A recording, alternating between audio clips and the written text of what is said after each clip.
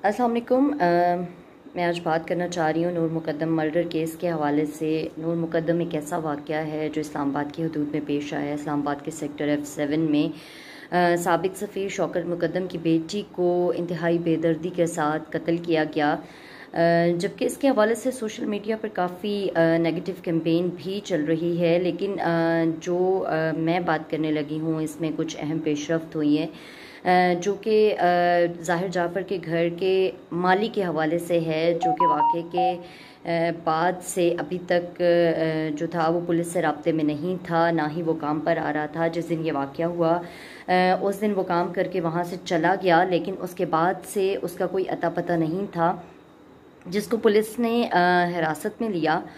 और उससे जब पूछताछ की गई तो जो वाक़या वहाँ पर पेश आया था, माली ने वो तमाम पुलिस को बताया कि किस तरीके से नूर मुकद्दम ने खिड़की से छलांग लगाई अपनी जान बचाने के लिए, और किस तरह ख़ुद को सिक्योरिटी गार्ड के केबिन में बंद किया। और ये तमाम शवाहिद जो हैं वो पुलिस को माली की तरफ से बताए गए। माली की जो शनाख्त हुई है वो जान मोहम्मद के नाम से हुई है।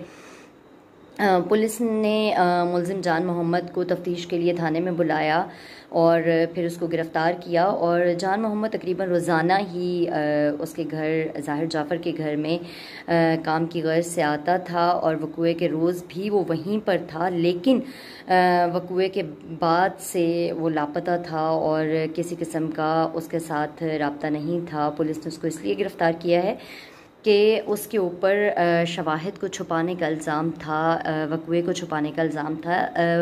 माली के अलावा भी 6 मुल्ज़मान जो हैं वो इस वक्त पुलिस की हिरासत में हैं, जिसमें जो थेरापी सेंटर के ताहिर अमजद समेत दीगर अफराद शामिल हैं। जो वो टीम है जो वाक़े के फ़ौरन बाद वहाँ पर पहुँची थी, जब ज़ाहिर जाफ़र के वालिदैन ने उनको फ़ोन किया कि ज़ाहिर जाफ़र के हवाले से उनको अपडेट किया गया, तो तब वो टीम वहाँ पहुँची। और मुलज़िम अमजद जो है वो शख्स था जो कि सीढ़ी लगाकर जब खिड़की तक पहुँचा और कमरे के अंदर झांका उसने शीशा तोड़ने के बाद, तो जो वाक़या उसने देखा वो देखकर वो सकते में आ गया था। जो अंदर का सीन था वो बताने के लायक भी नहीं है कि पूरा कमरा खून आलूद था।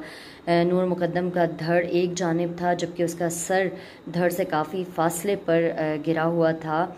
और मुलज़िम ज़ाहिर जाफ़र भी उस वक्त उसी कमरे में मौजूद था। जब अमजद खिड़की पर आया तो मुलज़िम ज़ाहिर जाफ़र ने ना सिर्फ उसके ऊपर हमला किया पिस्तौल के साथ, जब पिस्तौल नहीं चल सकी तो चाकू के साथ उसको ज़ख्मी कर दिया। मुलज़िम अमजद काफ़ी दिन तक जो है वो बेहोशी की हालत में, कोमा की हालत में रहा, लेकिन उसके बाद उसका होश आने के बाद उसका स्टेटमेंट लिया। इसके साथ पोस्टमार्टम रिपोर्ट के हवाले से भी मैं बताना चाहूँगी कि जो पोस्टमार्टम रिपोर्ट इस वक्त सामने आई है उसमें नूर मुकद्दम के जिस्म पर तशद्दुद के मुतअद्दिद निशानात मौजूद हैं। इसके साथ साथ उसमें ये भी बताया जा रहा है कि नूर मुकद्दम का जो की मौत की जो वजह बताई जा रही है, कॉज ऑफ डेथ जो पोस्टमार्टम रिपोर्ट में होती है, वो दिमाग को ऑक्सीजन की सप्लाई बंद होने की बताई गई है।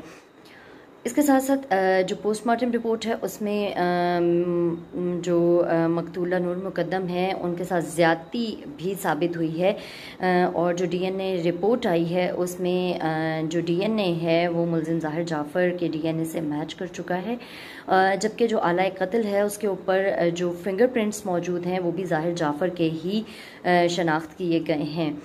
पुलिस ने अपनी ये रिपोर्ट जो है वो बना ली है और मुलज़िम ज़ाहिर जाफ़र इस वक्त जुडिशल रिमांड पर जेल में बंद है। इसके साथ साथ जो 6 और मुलज़िमान हैं वो भी इस वक्त जेल में हैं, और उन तमाम मुलज़िमात पर वाक़े को छुपाने का इल्ज़ाम है।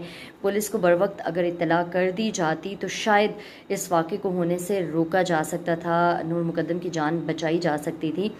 इसके अलावा जो फ़ोटोग्रामेट्री टेस्ट जो था वो उसकी रिपोर्ट भी पुलिस को मौसूल हो चुकी है, और उस रिपोर्ट में सीसीटीवी कैमरास की फुटेज के असली होने की तस्दीक की गई है, जबकि इसमें मुलज़िम ज़ाहिर जाफ़र और मकतूला नूर मुकद्दम के भी असल होने की तस्दीक कर दी गई है। और ये रिपोर्ट पुलिस के पास लाहौर से मौसूल हुई है।